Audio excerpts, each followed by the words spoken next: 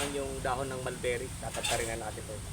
Ihalin natin to sa kamuti, dahon ng kamuti, tapos yung katawan ng saging ito guys. So, tatataringan natin to, ito no. Katawan ng saging to. Ihalin natin dito. Lagyan natin ng kunting peach molasses, pwede na to. Makatipid na tayo ng malaki. Yung saging guys, oh. Yung saging pang katawan. Yung pinaka-ubod niya. Tadi naman daw. Mag-peach natin to sa ating organic feeding natin sa mga guys. Guys, oh. So yung mga natin yung kapal ng yun, ilagay natin sa mga magluto ng gulay. Inaluan din natin ito. Balit tatlo yung i-peach natin dito guys. Tapos lagyan natin ng natin sa susino kay Fitmin Pro. Haluan natin ito. Okay, lang. Tapos yung binili natin sa sa Shopee na molasses, haluan din natin ng molasses. Bali ito may prepare na tayo dito. Kita nyo no? Yung organic natin kain sa mga manok natin, manok, pato. Yan, molasses yan.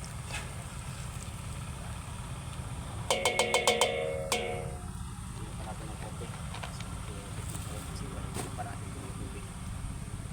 Molasses natin guys. Molasses natin.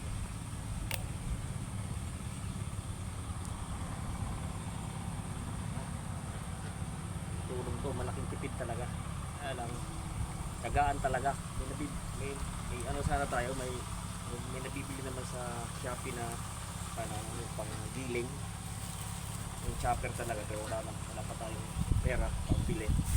Kaya lagyan natin ng konting crumble, kunti lang. Kung pupuruhin talaga natin, siguro nasa 5 kilos a day ang konsumo natin sa pagkain natin sa lahat ng alaga ko dito. So dito nakukonsumo ko lang 1 kilo a day.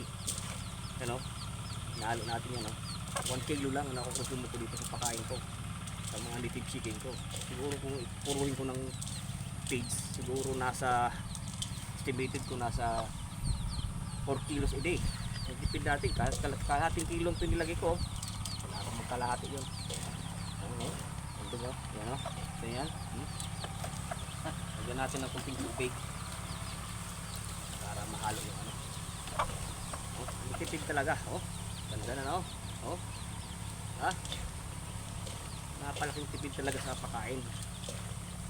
Kaya lang, kung wala kang tiyaga dito, kaya nagtatanim tayo ngayon ng mga kamuting kahoy, kamuti pala, kamuti ka meron din, kamuti, mulberry, tapos yung Madrid agua.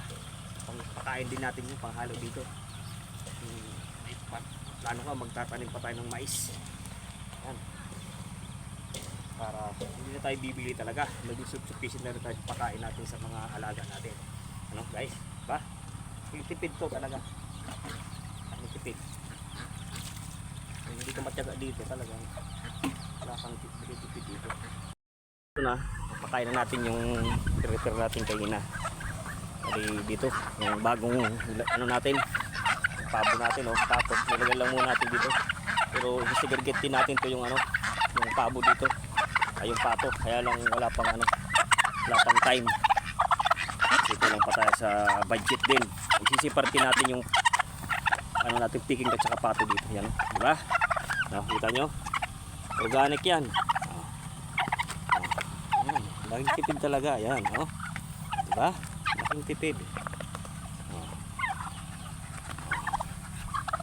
Yan lang muna, babalikan natin yan kasi kulang tayo ng diba? Yan, laking tipid.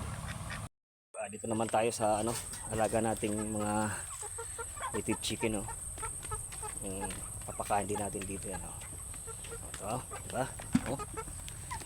Organic feeding is good. Self-sufficient na rin tayo kahit papano. Laking tipid talaga. Yung objective natin sa buhay, Self-sufficient sa pagkain natin sa tao.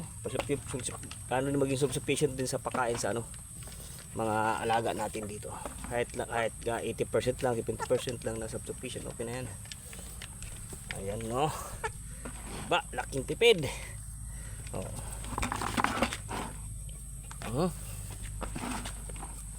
Taba to. Oh.